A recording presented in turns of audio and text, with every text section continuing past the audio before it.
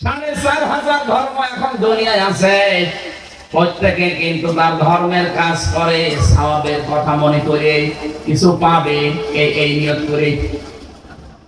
আমরাও যারা পৃথিবীতে 210 কোটি মুসলমান এখন আছি, আমরাও ইবাদত করি মাবুদের, যে আল্লাহর কাছে, মাবুদের কাছে আমরা কিছু পাবো। কথা বলে না কেন? 4,500 ধর্মের যারা ইবাদত করে, ওদের ইবাদতের কোনো দলিল নেই। লা বুরহানা লাহু বিহি, তাদের কোনো দলিল তাদের কাছে নেই, সব বানানো মন গড়া দলিল। আমরা যারা মাবুদের ইবাদত করি, আল্লাহর ইবাদত করি, আমাদের কাছে দলিল আছে না নেই?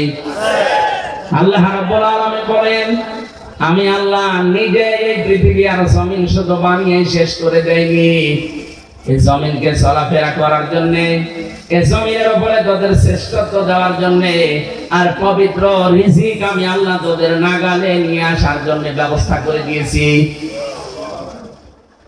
وَلَقَدْ كَرَّمْنَا بَنِي آدَمَ وَحَمَلْنَاهُمْ فِي الْبَرِّ وَالْبَحْرِ إلى آخر آيات। সূরা বনী ইসরাঈলের ৭০ নম্বর আয়াতের ভেতরে আল্লাহ 4টা নিয়ামতের কথা আমাদের স্মরণ করিয়েছেন। রব্বুল আলামিন বলেন, আমি বনি আদম সন্তানকে সম্মান দিয়েছি, স্থলে তাদেরকে চলাফেরা করার জন্য বহু রাস্তা আমি আল্লাহ বানিয়ে দিয়েছি। তাদেরকে পবিত্র রিজকের ব্যবস্থা আমি আল্লাহ করে দিয়েছি।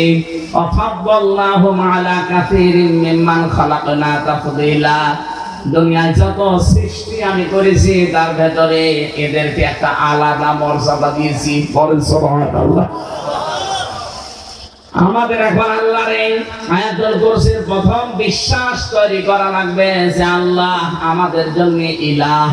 ইলাহ মানে মাহবুদ, মাহবুদ মানে ইবাদত পাওয়ার যোগ্য, ইবাদত পাওয়ার যোগ্য আল্লাহ ছাড়া আর কেউ ওই জামানার মুসলমানের আমরা দেখতাম, আমরা শুনেছি ইতিহাসের পাতায়, হাদিসের পাতায় পড়েছি, তারা আল্লাহকে একজন আছে কথা বিশ্বাস করত, কিন্তু এর পাশাপাশি তারা ইবাদতের জন্য ছুটে যেত বিভিন্ন জায়গায়। হয়তো দরগায় যেত, দরগায় যায় না মানুষ এখন? কথা বলেন না কেন? অথবা কোনো পুরোহিতের কাছে যেত, ঠাকুরের কাছে, ধর্মগুরুর কাছে। রব্বুল আলামিন বলেন, ওই জামানার ধর্মগুরু যারা, ঠাকুর যারা, ওদের পূর্বপুরুষ যারা ধর্মীয় অনুষ্ঠানগুলো যারা পরিচালনা করত, ওদেরকে তারা বিধানদাতা, হুকুমদাতা, রব হিসাবে মেনে নিয়েছিল। ইন্না কাসীরাম মিনাল আহবারি ওয়ার রুহবানি লা ইয়াকুলুনা আমওয়ালান নাসি বিল বাতিল ওয়া ইয়াসুদ্দুনা আন সাবিলিল্লাহ। সূরা তাওবার ভেতরে আছে, আল্লাহ বলেন, হে ঈমানদারেরা, তোমাদের আহবার এবং রহবাররা, এখানে আল্লাহ 2টা শ্রেণীর কথা দিয়েছেন। এক নম্বরে তোমাদের সন্ন্যাসী যারা, পীর পুরোহিত যারা, ঠাকুর যারা, ধর্মগুরু যারা, এই মানুষগুলো অন্যায় ভাবে বাতিল পন্থায় তোমাদের কাছে টাকা পয়সা উপায় করে খায়। এটা আমার মনে হয় 1,500 বছর আগে না, এই মাত্র বাংলাদেশে নাজিল হলো। এটা এখন সারা বাংলাদেশের জন্য একভাবে প্রযোজ্য। 48,000-এর উপরে এখন এই দেশে পীর, তার সরকারি জরিপে। আপনি একটা দরবার দেখান, যে দরবার থেকে ইসলাম কায়েমের কোন কথা এই দেশে আসে, একটা দরবার দেখান। সব দরবারের টার্গেট এইটা, কি করে জনগণের মাল, মানুষের অর্থ সম্পদ ফাঁকি দিয়ে অন্যায় ভাবে খাওয়া যায়, তাদেরকে ধোঁকা দিয়ে বোকা বানিয়ে উল্টা পাল্টা করে মাল খাওয়ার ধান্দায় আছে। ও বাংলার জনগণ, টাকা পয়সা কোথায় খরচ করবেন? আল্লাহ পাক নিজে এই লিমিট তৈরি করে দিয়েছেন, সিরিয়াল তৈরি করে দিয়েছেন, আল্লাহ নিজে এই কর্মসূচি তৈরি করে দিয়েছেন, নিজে তালিকা বানিয়ে দিয়েছেন যে এখানে এখানে এখানে এখানে এখানে দিবি। সূরা বাকারা 2 নম্বর পারা 12 নম্বর পৃষ্ঠা 13 নম্বর লাইনের 215 নম্বর আয়াতের ভেতরে আছে। ইয়াসআলুনাকা মাযা ইউনফিকুন কুল মা আনফাকতুম মিন খায়রিন ফালিল ওয়ালিদাইনি ওয়াল আকরাবিন ইলা আখিরি আয়াত। রব্বুল আলামিন বলেন, নবী, মানুষেরা যদি প্রশ্ন করে যে টাকা পয়সা খরচ করব কোথায়, আপনি বলেন ভালো ভালো কাজে খরচ করবা। আর দুনিয়ায় সবচাইতে বড় ভালো কাজ মা বাবার পেছনে ব্যয় করা। সুবহানাল্লাহ বলতে পারেন না? যে পীরকে আপনি পীর বলে মেনে চলেন, ওটাকে আপনার মা বাবা। কোন কারণে সিরিয়াল ভঙ্গ করলেন আপনি? বলেন তো, সিরিয়াল কেন বানালাম? আল্লাহ বানিয়ে দিয়েছেন। আল্লাহ পাক বলেন, ফালিল ওয়ালিদাইনি, প্রথম নম্বরে তোর সম্পদ মাল ব্যয় হবে তোর মা বাবার জন্য। আমি তাফসীরে বিল ওয়ালিদাইনি পড়ে দেখেছি কেন আল্লাহ মা বাবার নাম দিলেন। দুনিয়ায় তো কত মানুষ আছে, মুফাসসিররা লিখেছেন এই জন্য আল্লাহ নাম দিয়েছেন। একজন হামজাকে পৃথিবীতে আনতে মায়ের 57 ইউনিট কষ্ট সহ্য করা লাগে। 57 ইউনিট। পৃথিবীর প্রতিটি জিনিস পরিমাপ করার একটা আলাদা যন্ত্র পাবেন। এই যে পেন্ডেলটা যদি আমি বলি এটা মাপ দিয়ে দেন, আপনি কি করবেন? দাড়ি পাল্লায় তুলে দেবেন? বলেন, এটা মাপ দেওয়ার জন্য একটা আলাদা ফিতা আছে না? গজ আছে, গজ ফিতা নিয়ে আসেন, আমি মাপ দিয়ে বলতে পারবো এটা এত ফিট বা এত ফিট আছে। আপনার কাছে যদি আমি এখন 1 বস্তা চাউল নিয়ে এসে দেই, আপনি ফিতা দিয়ে মাপবেন? কি দিয়ে? বাটখারা দিয়ে। কথা বলেন না। পানি যদি নিয়ে এসে দিয়ে বলে যে বাটখারা দিয়ে মাপেন না, আপনি পানি মাপবেন লিটার দিয়ে, সিসি দিয়ে। পৃথিবীর প্রতিটি জিনিস যেহেতু পরিমাপ করার জন্য আলাদা আলাদা যন্ত্র আছে, এই দুনিয়ার ময়দানে মানুষের যে কষ্ট হয়, এই কষ্ট মাপার একটা আলাদা যন্ত্র আছে। বিজ্ঞান এটা মাপতে গিয়ে দেখেছে মায়ের ছোট্ট অঙ্গ দিয়ে একটা মানুষ দুনিয়াতে বের হয়ে আসতে যে কষ্টটা মা ওই সময় পেয়েছে কমপক্ষে 57 ইউনিট। আমাদের এই শরীরের উপরে কষ্ট সহ্য করার একটা লিমিট আছে। বিজ্ঞান জানিয়েছে আমাদের এই 3.5 হাত বডির উপরে যদি 45 ইউনিট কষ্ট দেওয়া যায়, সঙ্গে সঙ্গে হামজা মরে যাবে। যত শক্তিশালী মানুষ হোক, 45 ইউনিটের উপরে কষ্ট দিলে সে আর দুনিয়ায় বাঁচবে না, মরে যাবে। কারণ এর সহ্যের বাইরে চলে যাবে।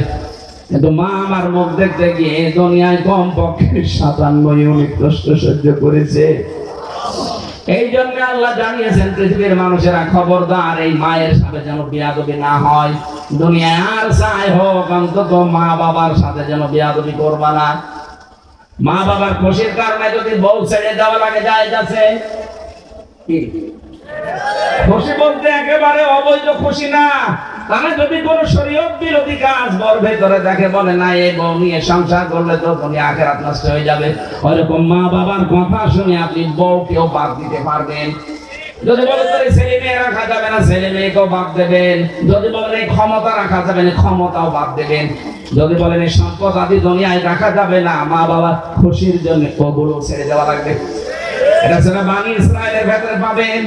أخفض لهما جناح الذل من الرحمة وقل رب ارحمهما كما ربياني صغيرا। রব্বুল আলামিন বলেন, তোর ডানাটা বিছিয়ে ধরবি মার বাবার উপরে। এখানে যারা আলেম আছে জিজ্ঞাসা করে তো ওয়াকফিদ খবসন মানে ডাউন করা, এরপরে ফল করে দেওয়া। আল্লাহ মানুষের ডানা হয় না, তারপরও ডানার নাম দিয়েছেন। ডানা মানুষের হয়? হ্যাঁ, কাদের হয়? পাখির হয়। পাখির কাছ থেকে আল্লাহ ডানা হাওলাত করে আমাদের লাগিয়ে দিলেন কেন? এই পৃথিবীর ময়দানে পাখির ছাড়া ডানা আরো আছে। এই যে হেলিকপ্টারের ডানা আছে না? এই ডানা নেই? এরোপ্লেনের। আমাদের তো ডানা হয় না, আমাদের ইয়াদুন হয়। ইয়াদুন মানে হাত। আল্লাহ ইয়াদুন না দিয়ে জানাহন দিলেন কেন? একটাই মাত্র কারণে দিয়েছেন, কারণ এই যে এরোপ্লেনের ডানা, মানুষের যে ডানা, এই সমস্ত ডানার ভেতরে, এই সমস্ত হাতের ভেতরে কোন নরম মোলায়েম সফট কোমল কোন জিনিস আপনি পাবেন না। কিন্তু পাখির যে ডানা, এই ডানার ভেতরে দেখবেন যে পরগুলো আছে, পালকগুলো আছে, এত সফট হয়, এত কোমল হয়, এত নরম হয়, একটার সাথে আরেকটা যখন লেগে যায় ওর নিচে ছোট ছোট রুয়াগুলো পড়ে থাকে। পাখির বাচ্চারা যখন ওর নিচে যে মা পাখিটা এভাবে ডাউন করে ফল করে দেয়, ওর নিচে আশ্রয় নিয়ে ওই নিচের কুয়া রুয়াগুলো যখন ওর শরীরের সাথে মাথার সাথে লাগে তখন একটা কাতু কতু লাগে, বাংলায় বলে কাতু কতু, সুরসুরি। এটার পরে দেখবেন ওর ভেতরে একটা আওয়াজ বের হয় কিচির মিচির, এটা বাংলাতে বলে অনির্বচন সুখ। এটা এমনি ওর মাথা দিয়ে মুখ দিয়ে বের হয় না, হচ্ছে এই কারণে, কারণ ওই যে পারগুলো ছোট ছোট রুয়াগুলো যখন নিচের দিকে নেমে যায় মাথার সাথে শরীরের সাথে যখন আস্তে আস্তে ঘষা লাগে, এত সফট হয়, এত কোমল হয়, এত নরম হয় মায়ের এই পাখার নিচে। এইটা আল্লাহ পাক বলেন ওরা এত শান্তি পায়, একটা কিচির মিচির আওয়াজ দেয়। বাংলা অভিধান বেত্তা যারা, তারা এর নাম দিয়েছেন অনির্বচন সুখ। মনের অশান্তি এটা বের হয় তাদের।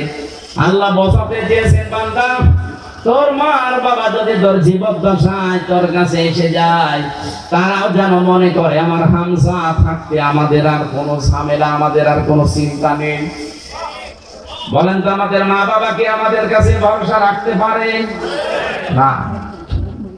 আজ হাজারো পরিবারে মা বাবাকে অনেকে আলাদা করে দেয়, বৃদ্ধাশ্রমে রেখে আসে। কথা বলছেন না কেন? মা আর বাবা যদি চিন্তা করতেন যে আমার হামজার মতো 3টা ছেলে আছে, 4টা মেয়ে আছে, অন্তত এদেরকে সে কষ্ট করে মানুষ করেছি, এই বৃদ্ধ বয়সে আমার আর কোনো চিন্তা নেই, এরা আমাদের মাথার উপরে আছে। এই চিন্তা এখন পরিবারে করতে পারে না মা আর বাবা, আমাদের বউগুলোর কারণে। বলেন, এই বউগুলোর কারণে আমরা অনেক সন্তান পর্যন্ত পারি না। হ্যাঁ, অনেক সন্তানকে দোষায় যে না মা বাবা আমাদের সাথে থাক, খেয়ে থাক আর না খেয়ে থাক আমার সাথে থাক, কিন্তু পারা যায় না বউর কারণে। 100টার প্রায় 98টা বউ এটা চায় না যে শ্বশুর শাশুড়ি আমাদের সাথে থাক।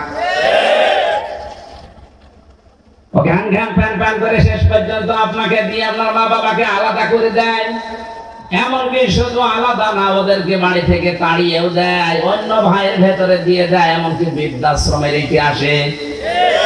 এই যে রংপুর বিভাগের নীলফামারী কিশোরগঞ্জ একটা থানা আছে, কয়েকদিন আগে আমি গিয়েছিলাম, একটা বৃদ্ধাশ্রমে নিয়ে গেল আমারে। যে দেখি এইদিকে 25 জন, এইদিকে 25 জন বসে আছে মা আর বাবা। মাঝখান দিয়ে যাবার সময় কয়েকজনের সাথে একটু কথা বললাম, তারা কিন্তু সবই প্রায় ধনী ধনী মানুষের ছেলে মেয়েরা।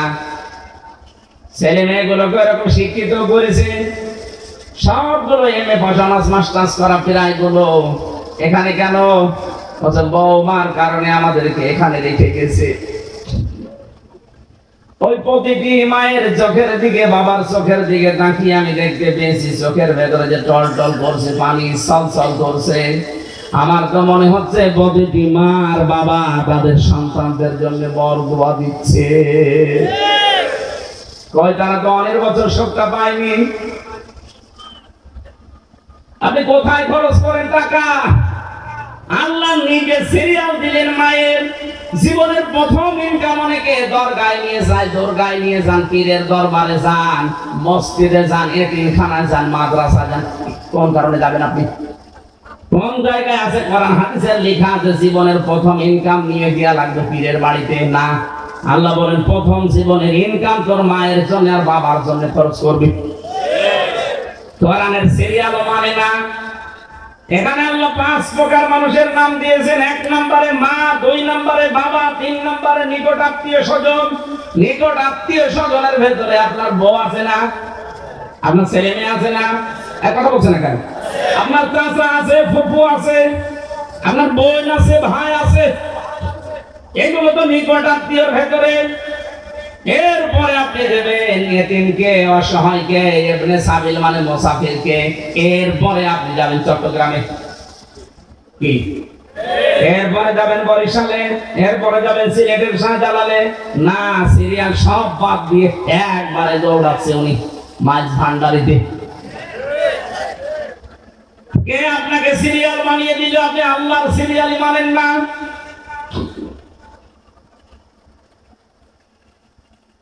আপনি যে ইবাদত করছেন, কিসের ইবাদত করেন আপনি বলেন তো? মাহবুদ মানে ইবাদতকারী, ইবাদত করা লাগে স্যার, তাকে মাহবুদ বলা হয়। রব্বুল আলামিন বলেন, এই যে রজব মাসের আজকে 12 তারিখ, এই মাসের 27 তারিখে বিশ্ব নবী মুহাম্মদ রাসূলুল্লাহ সাল্লাল্লাহু আলাইহি সাল্লামকে আল্লাহ রাব্বুল আলামিন 53 বছর বয়সে আরশে নিয়েছিলেন। আরশে নিয়ে খান্ত হাত নিয়ে 27 বছর একাধারে তাকে ওখানে রেখে 27টা বছর 14টা জিনিস শিখিয়েছিলেন বসে বসে। কয়টা? যেহেতু সামনে তিনি মদিনার রাষ্ট্রপ্রধান হবেন, একটা কল্যাণকর রাষ্ট্র কায়েম করতে হলে কি কি লাগে, ওই 27 বছরে এই রজব মাসে নবীজিকে আল্লাহ শিখিয়েছিলেন। বিশ্ব নবী ওই 14টা জিনিস শিখে এসে দুনিয়াতে তিনি বাস্তবায়ন করেছিলেন। তখন হয়ে গেছে খায়রুল কুরুনি কর্নি, শ্রেষ্ঠ যুগ। তার ভেতরে প্রথমটাই আল্লাহর ইবাদত। কারণ মাবুদ মানে যার ইবাদত করা হয়। আল্লাহ পাক ওখানে নবীকে জানালেন যে এলাকায় যে পৃথিবীতে যাবার পরে আপনি মানুষকে শোনাবেন, ওয়া কাদা রাব্বুকা আল্লা তা'বুদু ইল্লা ইয়াহু ওয়া বিল ওয়ালিদাইনি ইহসানা। আমার আল্লাহ ফয়সালা দিয়েছে অলরেডি, তিনি হুকুম দিয়ে দিয়েছে যে তার ছাড়া আর কারো ইবাদত করা যাবে না। আর মা বাবা যাদের আছে তাদের সাথে ভালো ব্যবহার করবা। বাংলার মানুষেরা কান খাড়া করে শোনেন। আমি কিন্তু ইলাহ শব্দের প্রথম ব্যাখ্যায় বলেছিলাম, ইলাহ মানে মাহবুদ, মাহবুদ মানে যার ইবাদত করা হয়। অন্য যারা যার ইবাদত করছে করুক, আমরা যারা মাহবুদ হিসাবে আল্লাহকে মেনে নিয়েছি, আল্লাহ বাদে কারো ইবাদত করা যাবে না। ওই জামানায় কিছু মানুষ করতো, আল্লাহকেও ডাকতো, মাঝে মাঝে দরগায় যেত। এখন তো দরগায় যায় যারা, তারা আল্লাহকে ডাকে না, ডাকে। তাহলে ওদের সাথে আমাদের সাথে পার্থক্য কি? এজন্য আমাদের ভেজাল ইবাদত তৈরি করা লাগবে, নির্ভেজাল ইবাদত যদি আমরা করতে চাই, আল্লাহর এই ক্ষমতাকে আমরা আর কারো ভেতরে যেন ভাগ করে না ফেলি। এক নম্বরে আমি বলছিলাম শব্দটা ইলাহ আছে। এখন থেকে ইবাদত করা লাগবে ভেজাল না নির্ভেজাল? আরো জোরে। নির্ভেজাল ইবাদত করতে যদি কেউ চায়, তার ইখলাস নিয়ে আসা লাগবে। আমাদের ভেতরে আমরা অনেক মানুষ দেখতে পাচ্ছি ইবাদত হচ্ছে কিন্তু লোক দেখানো হয়ে যায়। কি মাহফিলটাও যারা দিয়েছে তারা যদি এই মনে করে যে এত মানুষ হবে আমি হামজা আসলে আপনার এই ইবাদত গেছে, আপনার উদ্দেশ্য থাকা লাগবে মানুষ 5 জন হোক আমার অসুবিধা নেই, আমার উদ্দেশ্য আসল আমার যে কোরআন প্রচার হবে। কিয়ামতে কত আলেমকে, কত দানশীলকে, কত মুজাহিদকে আল্লাহ পাক জাহান্নামে উদ্ধ করে ফেলে দেবে ইখলাস না থাকার কারণে। আমি হাদিসটা পড়লে আমার কেমন যেন ভয় ভয় লাগে, না জানি কিয়ামতে আমি আবার ধরা খেয়ে যাই কিনা। এই জন্য যা করবো এখন থেকে আমাদের ভেতরে ইখলাস লাগবে। কি লাগবে? আল্লাহ আমাদেরকে যেন ইখলাস দিয়ে ভরপুর করে দেন। আরে ভাই, কাজ আপনি অল্প করেন, আখলিস দীনাকা ইয়াকফিকাল আমালুল কলিল। ইখলাস ঠিক করো, ঈমানটাকে খাঁটি করো, অল্প আমল করলে এটা নাজাতের জন্য যথেষ্ট হয়ে যাবে। বলেন সুবহানাল্লাহ। এজন্য ইবাদতের ভেতরে কাউকে যোগ করা যাবে না, এমনকি আল্লাহর সাথে অন্য কাউকে ডাকাও যাবে না। আজ যারা সুন্নির নাম নিয়ে আল্লাহর পাশাপাশি অন্য কাউকে ডাকে, ইয়ালি বাবা, শালি বাবা, কেবলা বাবা, কেল্লা বাবা, ফতে বাবা, এরা যেন চট্টগ্রামে ঢুকতে না পারে, কারণ এদের শাস্তি হবে ডবল। সূরা ফুরকান 68 নম্বর আয়াত, ইদাফ লাহুল আযাব, এদের ডবল শাস্তি হবে। সুতরাং এই সুন্নি নাম নিয়ে, মাঝ ভান্ডারি নাম নিয়ে এরা বলে অনেকে যে আপনি আলেম হয়ে আলেমের বিরুদ্ধে। আরে আলেম কিসের? ওটা তো জালেম। যারা আল্লাহর বান্দাদের ধোঁকা দিয়ে বোকা বানিয়ে আবেগের বশবর্তী হয়ে জাহান্নামে নিয়ে যাচ্ছে, এদের আবেগ নিয়ে খেলা করে ওরা। চট্টগ্রামে যেহেতু ইসলাম প্রবেশ করেছে, আপনাদের আরো সাবধান সতর্ক হওয়া লাগবে, চোখ কান খোলা রাখবে। সুন্নি নাম নিয়ে হোক আর যে নাম নিয়েই হোক, ইসলামের বাইরে কোন কাজ করে ও নিজেও জাহান্নামে যাচ্ছে, আপনাকে নিয়ে যাচ্ছে। নেক্সট সুরতে শয়তান ধোঁকা দেয়। কি সুরতে? ওরা এই নেক্সট সুরতে ধোঁকা দিচ্ছে। এই যে চট্টগ্রামে কি হুজুর আছে না, জাহাঙ্গীর হুজুর, জাহাঙ্গীর দরবারের জাহাঙ্গীরিয়া, এরপরে নূরে বাংলা। আমার মনে হয় এর পেটে যদি আপনি বোম মারেন, পেটে বোম মারবেন, সূরা ইখলাসের সঠিক তাফসীর যদিও করতে পারে, অথচ বানিয়ে বানিয়ে কিছু নিয়ম নীতি দিয়ে ইসলাম বানিয়ে মানুষকে বিভ্রান্ত করে নিজেও জাহান্নামে যাচ্ছে, মানুষকেও নিয়ে যাচ্ছে। আর নাম দিয়েছে আমরা আশিকে রাসূল। আরে ভাই, খালি জিলাপি খেলে খেচড়ি খেলে আশিক হওয়া যায়? হযরত তালহার মতো বুকের ভেতরে 80টা তীর খান্ত। কত মানুষ জুলুমের বিরুদ্ধে জীবন পর্যন্ত দিয়ে গেল, কয় ওদেরকে কাউকে তো দেখলাম না। আমরা ইবাদতে কাউকে শরীক করতে চাই না, আর ইবাদতের ভেতরে কোনো ভেজাল রাখতে চাই না। নির্ভেজাল হবে, ইখলাস মুক্ত, ইখলাস যুক্ত। বলেন, অল্প আমল করেন, একবার দরকার হয় আল্লাহকে ডাকেন, কিন্তু একবারে যেন সঠিক হয়। আমি 14 বার ডেকেও যদি 14 বার ডাকি অসুন্দর হয়, অশুদ্ধ হয় না। একটা ঘটনা পড়েছিলাম, একটা লোক 22 বছর আল্লাহর নাম ধরে ডাকতো। সমাদের জায়গায় সামাদ বলি, সোয়াদ দিলে সমাদ হয়, সিন দিলে সামাদ হয়। সমাদ মানে অভাবহীন, সামাদ মানে যার অভাব আছে। 22 বছরের দেবতার নাম দিয়েছে, সকাল বিকাল শুধু জপে, ইয়া সামাদ, ইয়া সামাদ। 22টা বছর পরে ওর মুখ গোল হয়ে একদিন বেরিয়ে গেছে, ইয়া সমাদ। আল্লাহ পাক যেন আরশ থেকে ডাক দিয়ে বলে, এ বান্দা আমাকে ডাকো কেন? ফেরেশতারা বলে, রব্বুল আলামিন নাফরমান তোমারে ডাকে না, ওর দেবতাকে ডাকে। আল্লাহ পাক বলেন, ফেরেশতারা আমার বান্দার মুখের দিকে আমি আজ 22 বছর তাকিয়ে আছি, কখন শুদ্ধ হয়ে আমার নামটা বের হয়।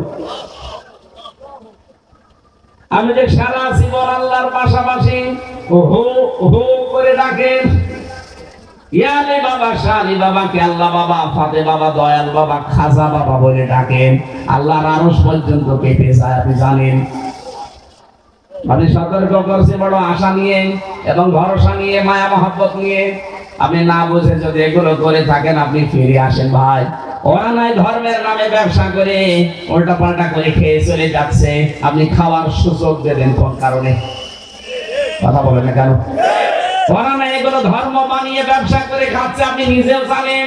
আপনার মাথায় যদি গোবর না থাকে, হালকা মগজ থাকে, আমি বিশ্বাস করি আপনিও জানেন ওরা ধোঁকাবাজ।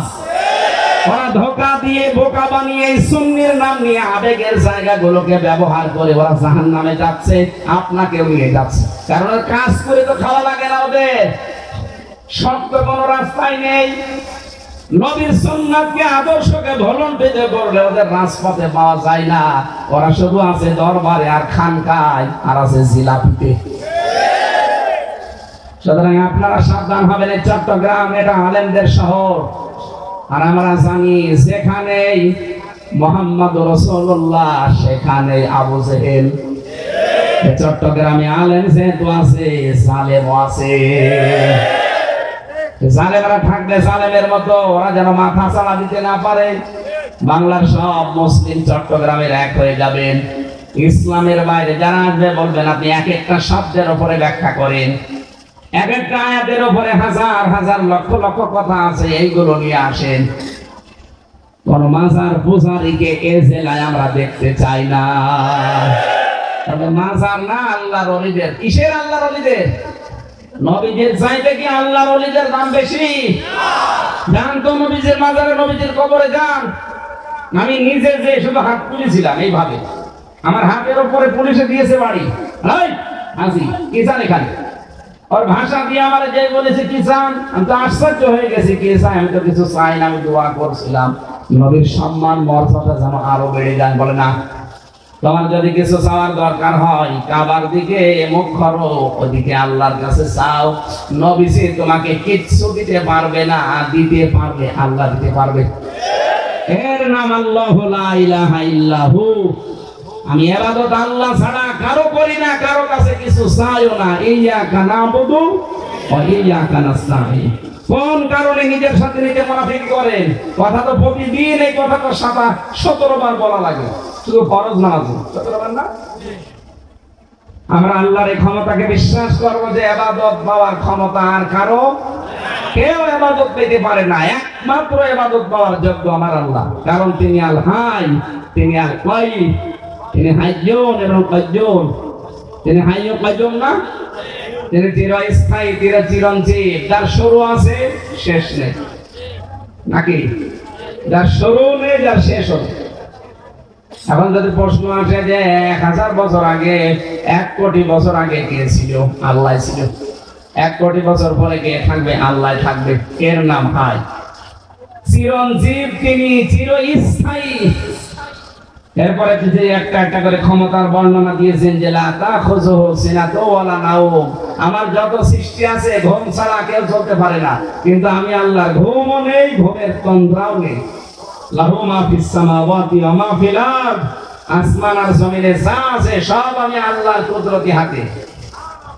এদেরকে আমি যদি উল্টিয়ে দেই উল্টিয়ে যাবে, যদি ধরে রাখতে চাই ধরে রাখতে পারবো। কিয়ামতে 7 কবক আসমান জমিন আল্লাহ পুরাতন কাপড়ের মতো গুটিয়ে ফেলবেন নিজেদের হাতের ভেতরে। মান যাল্লাযী ইয়াশফাউ ইনদাহু ইল্লা বিইজনি। কি আছে আল্লাহর দরবারে সুপারিশ করবে তার অনুমতি ছাড়া? কত ভণ্ড পীর বের হয় যে কিয়ামতে কোনো চিন্তা নেই, বাবা আছে দাদা আছে। কিসের বাবা দাদা? নবীজি পর্যন্ত 50 বছর সেজদায় পড়ে থাকবে আল্লাহর কুদরতি পায়ে, কথা বলার সাহস নেই। আর ও নিয়ে এসেছে ওর বাবা। ইয়ালামু মা বাইনা আইদিহিম ওয়া মা খালফাহুম। আল্লাহর ক্ষমতা, তিনি আগে পেছনের সব জানেন। সুতরাং এই আয়াত থেকে প্রমাণ হয় আগে পেছনের খবর জানে কে? যারা বলেন নবীজি গায়েব জানেন, এই আয়াত তারা মানেন না। এরপরে আছে ওয়ালা ইউহিতুনা বিশাইয়্যিম মিন ইলমিহি ইল্লা বিমা শাআ। যত সৃষ্টি আছে আল্লাহর সব কিছুকে পরিবেষ্টন করে রেখেছে আল্লাহর জ্ঞান, আল্লাহর ইলম। ওয়াসিয়া কুরসিয়্যুহুস সামাওয়াতি ওয়াল আরদ। আসমান জমিন পরিব্যাপ্ত করা তার সিয়ারটা। ওয়ালা ইয়াউদুহু হিফযুহুমা। এই বিশাল সাম্রাজ্য দেখাশোনা করতে গিয়ে আল্লাহ ক্লান্ত হয়ে পড়েন না। ওয়াল আলিয়্যুল আযীম। তিনি একদিকে সুউচ্চ, তিনি একদিকে জ্ঞানী মহান। আল্লাহ এই ক্ষমতাগুলো এক একটা বিশ্বাস করে দুনিয়ায় আমল করার তৌফিক যেন আমাদের দান করেন। আল্লাহুম্মা আমিন। লা হাওলা ওয়ালা কুওয়াতা ইল্লা বিল্লাহিল আলিয়্যিল আযীম। আল্লাহুম্মা ইগফিরলি ওয়ারহামনি ওয়াহদিনি ওয়াআফিনি ওয়ারযুকনি ইয়া রাব্বাল আলামিন। আল্লাহ তাআলা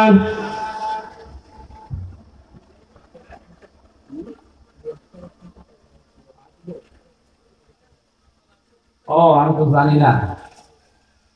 আমাদের প্রধান অতিথি, আমাদের মোনাজাত একটু পরে করতে বলছে। প্রধান অতিথি সাবেক এমপি আলহাজ শাহজাহান চৌধুরী, উনি অলরেডি আপনাদের এখানে এসে গেছেন। লিল্লাহি তাকবীর। আল্লাহর বান্দাকে আমরা আগামীতে কোরআনে কারীম যেন তিনি বুকের ভেতরে নিয়ে সংসদে যে নামাজের বিল আনতে পারে, এটা আমরা চাই না? বলেন। আমরা চাই শাহজাহান চৌধুরীর মতো অন্তত 151 জন মানুষ যেন এই বাংলার জমিনে কোরআনে কারীম বুকে নিয়ে চট্টগ্রামের প্রত্যেকটা আসন থেকে যেন এক একজন করে কোরআন বুকে নিয়ে সংসদে যেতে পারে। আর জোরে বলেন আমিন। আপনাদের এই আমানতের খেয়ানত যেন না হয় সামনে। ভোট, অনেকে মনে করে ভোট এ দুনিয়ার বিষয়, এ আর কি। কে বলেছে আপনাকে? সূরা নিসা 58 নম্বর আয়াতে আল্লাহ রাব্বুল আলামিন জানিয়েছেন এটা আমানত। এই ভোট এটা আমানত, তাফসীরে মারিফুল কোরআনে আছে। সুতরাং এই আমানতের খেয়ানত করার সামনে যাবে না। সময় আসছে যোগ্য সেই লোকটা যার দ্বারা ইসলামের কাজ হবে, মানবতার কাজ হবে, আপনি তাকে নির্দ্বিধায় ভোট দেবেন। একটা ভোট পেয়ে সে যদি এমপি হতে পারে, মন্ত্রী হতে পারে, ওই লোকটা যদি সংসদে যে মাননীয় স্পিকার আমরা নামাজের বিল চাই, যদি 151 জন হাত তোলে তাহলে বিলটা কায়েম হয়ে যাবে। হ্যাঁ জয়যুক্ত হয়েছে, হ্যাঁ জয়যুক্ত হয়েছে, হ্যাঁ জয়যুক্ত হয়েছে। পরের দিন আর নামাজের ওয়াজ বাংলাদেশে করা লাগবে? বলেন, আপনি ভোট দিয়েছিলেন মাত্র একটা ভোটের কারণে ওই লোকটা যেহেতু একটা সাপোর্ট পেয়েছে, 18 কোটি মানুষ নামাজ পড়লে যা হতো, আপনার একটা ভোট দেওয়ার কারণে আপনি তাই পাবেন। এই সুযোগটার সামনে যেহেতু আল্লাহ আমাদের তৈরি করে দিচ্ছে, আমরা যেন সুযোগটা নষ্ট না করি। বলেন আমিন। না, যারা ফতোয়া দেন যে এই দুনিয়ার বিষয় আপনি আমাদের শোনান কেন, কে বলেছে ভাই দুনিয়ার বিষয়? কোন বিষয় দুনিয়ার না, যা আছে সব আখিরাতের বিষয়। এইগুলো দিয়ে আপনার আখিরাত তৈরি হবে। এই জন্য আমরা আয়াতুল কুরসির যে ক্ষমতাগুলো সবগুলো ব্যাখ্যা করে বলতে পারলে আমারও ভালো লাগতো, কিন্তু আমার কালকে অনুষ্ঠান অনেক দূরে, সেই ঝিনাইদহ দিনের বেলায় এই বাই রোডে যাওয়া লাগবে, টিকিট কাটা নেই আমার। এরপরে আবার রাতে আছে সাতক্ষীরা, তারপরে আছে আবার যশোর। এই জন্য আমার শরীরও পাচ্ছে না। 1 ঘন্টা 40 মিনিট আমি এত কথা বলি না, আজকে একটু বেশি কথা হয়ে গেছে। আগামীতে আশপাশে মনে হয় চলতি নাকি একটা আছে না, ওই যে 18-19 দিন ব্যাপী হয়, ওনারা আমার সেদিন দিয়েছিল। ওরা মনে হয় আমাকে একদিন রাখবে বলেছে। ওখানে কয়টা পর্যন্ত হয়? না না, আমারে তো ডাক্তার বলেছে রাত 10টা 10:30টায় ঘুমিয়ে পড়া লাগবে। সুতরাং আগামীতে মাহফিল এশার পরে যারা তুলে দেবে, এশার পরে তুললে রাত 9:30 10টায় শেষ হয়ে যাবে। এইগুলো ছাড়া আমি আর নিতে পারবো না। মাওলানা দেলাওয়ার হোসেন সাইদি সাহেবের মতো এই সিস্টেম করলে হবে না। অনেকে বলে মানুষ আসে না কেন, ওনাকে মানুষ আসতো না, গরু ছাগল আসতো। তা আমাদেরকে রাত 11টা 12টা বাজানো লাগবে কোন কারণে? এই সারা রাত ব্যাপী যারা অনুষ্ঠান করেন এগুলো বন্ধ করবেন। এই তাহাজ্জুদ পড়া নেই, ফজরের নামাজ পড়া নেই, সকলে কর্মজীবন আছে। একটা রাত যদি কেউ জেগে থাকে 2-3 দিন লাগে তার জের উঠতে। এই জন্য এই নিয়ম নীতি ইসলামের না, এগুলো ওই ভণ্ড পীররা বানিয়েছে। এই জন্য আগামী থেকে মাহফিল গুলো সাইদি সাহেবের ওই নিয়মে করবেন, যেন অন্তত 9:30 সর্বোচ্চ 9:30টার ভেতরে যেন শেষ হয়ে যায়। ওনার মাহফিল এইভাবে ছিল না? আমরাও চেষ্টা করব আগামী থেকে এক এক জেলায় অন্তত 2টা 3টা, এ মাথায় ও মাথায় আর মাঝখানে 3টা দিয়ে এক জেলা শেষ। আমার যারা দায়িত্বে আছে, অভিভাবক আছে, তারা এইভাবেই জানিয়েছে যে এইভাবে করবা, শরীরও ঠিক থাকবে। আর এত প্রোগ্রাম করার দরকার নেই, অন্তত একটু কমিয়ে দিবা। শরীর তো 3 বছর জালেমরা একেবারে শেষ করে দিয়েছে। খাবার দাবার তো দিত না, 24 ঘন্টা তালাবদ্ধ রেখে ওই যা দিত জেলখানার খাবার ওইটাই। খুব কষ্ট দিয়েছিল তারা। আর আমি খুব শারীরিকভাবে অসুস্থ, ডায়াবেটিস এত বেশি হয়ে গেছে 3টা বছরে, কোনো সময় 19, কোনো সময় 27। চোখে মুখে যে মাঝে মাঝে অন্ধকার দেখি। এই বয়সে মাত্র 33 বছর, এখনই যদি এই হয়ে যায়, আগামী তো সব পড়ে আছে। আমার এখনো 3টা মেয়ে, বিয়ে দেওয়া লাগবে না? আপনাদের জেলা তো অনেক দূরে, এই জেলায় তো বিয়ে দেওয়া যাবে না। অন্তত কুষ্টিয়া, মেহেরপুর, চুয়াডাঙ্গা ওই আশপাশ জেলা দেখে দেওয়া লাগবে, যেখানে যেতে পারবো। এই জেলায় আসতেই তো একদিন লাগে। এই জন্য আমার শরীর আসলে ভেঙে যাচ্ছে। এতদূর বিয়ে দিয়ে আমি মরবো, মেয়ে রেখে আমি থাকতে পারবো? সম্মানিত ভাইরা, আসলে মাহফিলটা শেষ করে ফেললাম, নয়তো আমরা আরো চালাতে পারতাম। আমরা আয়াতুল কুরসির যে 10টা ক্ষমতা হালকা টাচ দিয়েছি। প্রথমটা একটু বলেছিলাম, পরের গুলো আমি টাচ দিলাম। আশা করছি জ্ঞানী মানুষ আপনারা বুঝেছেন, অথবা ইবনে কাসির ফি জিলালিল কোরআন এই তাফসীর গুলো বাংলায় সব লেখা আছে, দেখে দেখে পড়বেন, জ্ঞান বাড়বে। আর দেখবে আপনার ভেতরে আপনি এই 10টা বিষয় যদি বিশ্বাস করে মেনে নিতে পারেন, এই যে ধোঁকা চলছে ইসলামের নামে, সব ধোঁকা আস্তে আস্তে বন্ধ হয়ে যাবে। আমার মনে হয় সারা দেশে আয়াতুল কুরসির ব্যাখ্যা বেশি করা দরকার। অনেকে আসতেছে রাস্তায় নাকি? আমাদের আজকের মাহফিলের প্রধান অতিথি আসতেছে, এই জন্য আমরা একটু অপেক্ষা করছি তার জন্য। আপনাদের এই আসনের মনে হয় সাবেক এমপি, বারবার নির্বাচিত, কি নাম? আলহাজ শাহজাহান চৌধুরী। আর একজন কি জানুন নাম?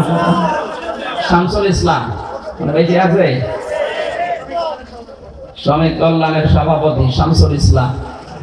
শাহজাহান চৌধুরী এটা কোনটা? এটাকে যে প্যারেড ময়দানে আমার দাওয়াত দিল উনি নাকি? হ্যাঁ, ওনাকে মনে হয় দেখেছিলাম সেদিন যে ঢাকাতে সিরাত মাহফিল হলো, যে কি ঐতিহাসিক সরওয়ারদি উদ্যানে উনি ছিল আমার সাথে। ও ওই বামে বসা ছিল ওই মুরব্বী। হ্যাঁ হ্যাঁ, আমার মনে পড়েছে। আসলে আমাদের বিভাগে তো অনেক দূরে, এলাকায় অনেকে আমি চিনি না ভালো। আলহামদুলিল্লাহ, আল্লাহর এই চট্টগ্রামের সিংহ শার্দুল আর একজনের নাম শুনতাম চট্টগ্রামের সাইদি সাহেবের মুখে, সিদ্দিক আজাদ। কোথায় বাড়ি ওনার? লোহাগাড়া। সিদ্দিক আজাদ সাহেব কি মারা গেছে না? ওনার এক ছেলে আছে কি ফানা ফেল্লা, এই আশ্চর্য নাম তার, ফানা ফেল্লা। আগামীতে চুনতির ময়দানে আশা করছে দেখা হবে, কারণ জালেম যেহেতু নেই আর বাধা দেওয়ার ক্ষমতাও কারণে। আগামীতে বাধা কেউ দিক, আমি তো চাচ্ছি কেউ বাধা দিক। আমি তো শয়তান পিটাইনি, শয়তান পিটাবো এবার। বাধা যেটাই দেবে, যেখানে দেবে, ওই জায়গায় প্রতিবাদ করা লাগবে। আপনি একটু শক্ত হয়ে দাঁড়ান, দরকার হয় আমি মরে যাবো। তার শয়তানের দৌরাত্ম্য যেন বন্ধ হয়, এই চেষ্টা করা লাগবে। আর সামনে ইসলামের যে গণজোয়ার চলছে, আমার যতটুকু কোরআনের উপরে বিশ্বাস, আমি দেখতে পাই যে ইসলাম আশা করছি দেশে এসে যাবে। সারা বাংলাদেশে আমি ঘুরি, সারা বাংলাদেশের অবস্থা একই। আপনাদের এলাকায় তো এইভাবে আছে কিনা আমি জানি না, এভাবে নতুন এসেছি। সারা বাংলাদেশের অবস্থা একই। আল্লাহ রাব্বুল আলামিন সারা দেশের যে অবস্থা চলছে, এটা যেন আমাদের চর্ম চোখে দেখার তৌফিক দেন। আমরা মুনাজাত করতে করতে উনি আসবেন ইনশাআল্লাহ। আল্লাহুম্মা আমিন। লা ইলাহা ইল্লা আনতা সুবহানাকা ইন্নী কুনতু মিনাজ জালিমিন। এ বিশাল আয়োজন করতে গিয়ে তোমার যে বান্দাগুলো শ্রম দিয়েছে, আল্লাহ তাআলা এই যুবকদেরকে মেহেরবানি করে তুমি কবুল করে নাও। পর্দার আড়ালে মার বোনেরা বসে আছে, আল্লাহ মা বোনদেরকে তুমি খাদিজার মতো, আয়েশার মতো বানিয়ে দাও।